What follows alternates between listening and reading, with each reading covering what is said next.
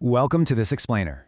Today, we are cutting straight through the marketing hype and diving into a absolutely fascinating spring 2026 study that reveals how future educators are actually using AI tools out there in the real world. No hypotheticals here. We're looking at a rigorous cross-program synthesis out of the University of Louisiana at Lafayette, where over 80 undergraduate and graduate students put 9 different AI tools to the test across 6 major assignments. So if you've been wanting to know what the hard data actually says about AI in the classroom, well, you are definitely in the right place. Let's get into it.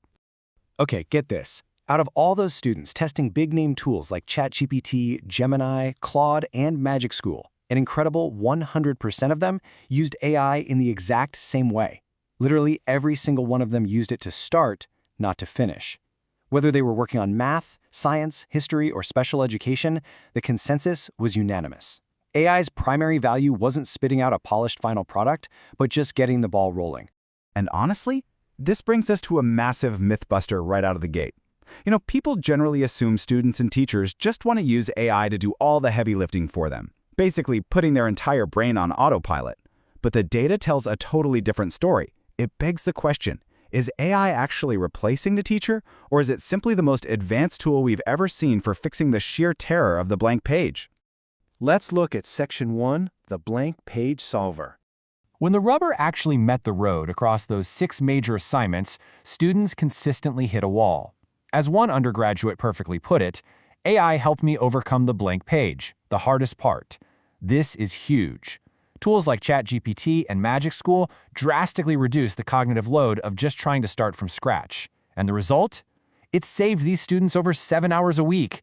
They used the AI to generate a messy first draft and then rolled up their sleeves to mold and personalize it themselves. Moving right along to Section 2, rating the AI tools. Let's be real, not all AI is created equal, and this table is basically the ultimate report card based on actual student experiences. There is absolutely no one-size-fits-all here. ChatGPT wins decisively when it comes to question depth. It just handles higher-order thinking way better than the rest. Now, Gemini, on the other hand, is fantastic for formatting and yanking precise timestamps out of videos, making things super easy to copy-paste. But Magic School? That was the runaway favorite for education-specific lesson planning, even if you do have to tweak it sometimes to fit your local context. To show you just how dominant a purpose-built tool can be, 14 out of 16 undergraduates overwhelmingly chose Magic School's lesson plan generator as their absolute favorite. And the reason is actually pretty simple. Its education-first templates completely wipe out the need for complex prompt engineering. You don't have to figure out how to perfectly talk to a generic chatbot. Teachers just fill out structured input forms aligned with real tasks. It even actively warns you against typing in identifying student info so you stay FERPA compliant. Talk about a lifesaver. All right, now for Section 3, the danger zones. Because it's not on sunshine and rainbows. The first major danger identified by both undergrad and grad students is what researchers call the distractor quality gap. Simply put, AI is just terrible at writing plausible wrong answers for multiple choice tests. If you ask an AI to whip up a quiz, the correct answer will be spot on. But the wrong options are usually so obviously wrong that the quiz completely loses its rigor. It's kind of like asking a complex chemistry question and making one of the options a banana. It doesn't help anyone learn.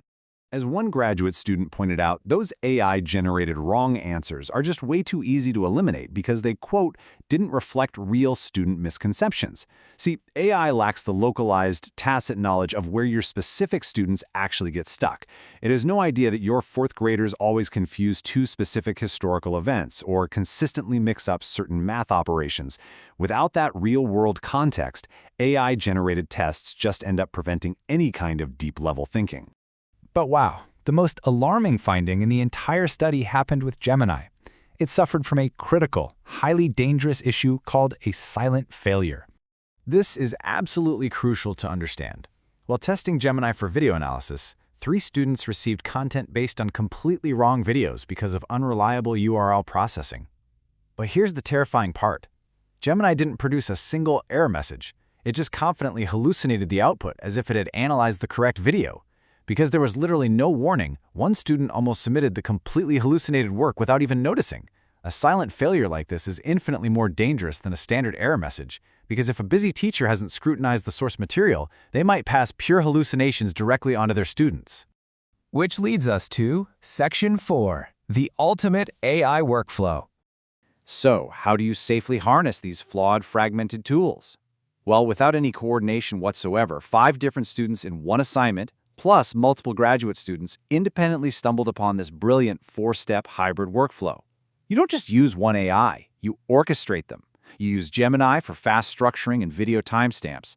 Then you feed that skeleton into ChatGPT to get rigorous, high-depth questions. Next, you run that through Magic School to align it perfectly with your state standards. And finally, and this is the non-negotiable part, the human teacher performs the final review to ensure it actually fits their specific kids. Let's look at Section 5, Undergrad versus Graduate Lenses. What's really fascinating here is how the lens totally changes based on experience level. Undergraduates judge these tools primarily on usability and speed. Their main thought was, is this copy-paste ready right now? They loved visual appeal and features like color-coded calendars.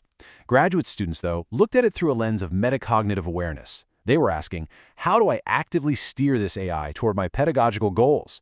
They cared about ADA compliance, professional standards, and strict district norms. Yet, despite coming at it from totally different angles, both groups arrived at the exact same conclusion regarding which tools were best and why human review is mandatory. Let's jump to Section 6, What AI Cannot Do.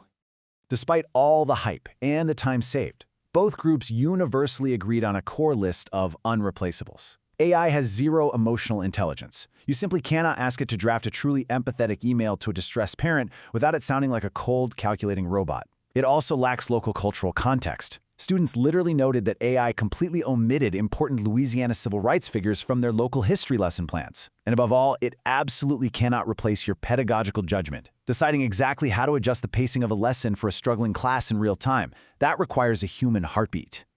And finally, Section 7, the Future Teaching Playbook. So how do we take all of this and apply it to our own daily workflows? First, you've got to adopt the RTCF framework. This means whenever you fire up an AI tool, you give it a clear role, a specific task, rich context, in a defined format. If you give it vague prompts, you are going to get generic, useless garbage back. By using RTCF, you're steering the AI away from generic generation and turning it into a highly targeted, powerful assistant. Second, follow these core playbook rules derived right from those 80 students. Always use AI to draft, never, ever to decide. Let it fix the blank page, but keep the final professional judgment firmly in your own hands. Carefully verify every single output to catch those terrifying silent hallucinations we talked about.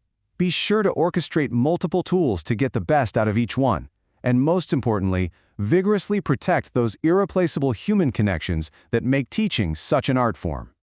This brings us to the ultimate takeaway from this entire spring semester study. As the researchers beautifully concluded, AI is a powerful accelerator. Teachers are still the engine. Sure, AI can make you faster, it can smooth out your planning, and it can hand you back 7 hours a week. But without the engine, without your judgment, your deep empathy, and your intricate knowledge of your students, that car isn't going anywhere. Which leaves us with one final critical question to chew on as you step back into your own classroom today. Based on everything we've unpacked in this explainer, how will you redesign your own workflow to make AI your accelerator rather than your replacement? Think about your very next lesson plan or your next big assessment and how you can orchestrate these tools to elevate your craft. Thanks so much for joining me on this deep dive, and I will see you in the next one.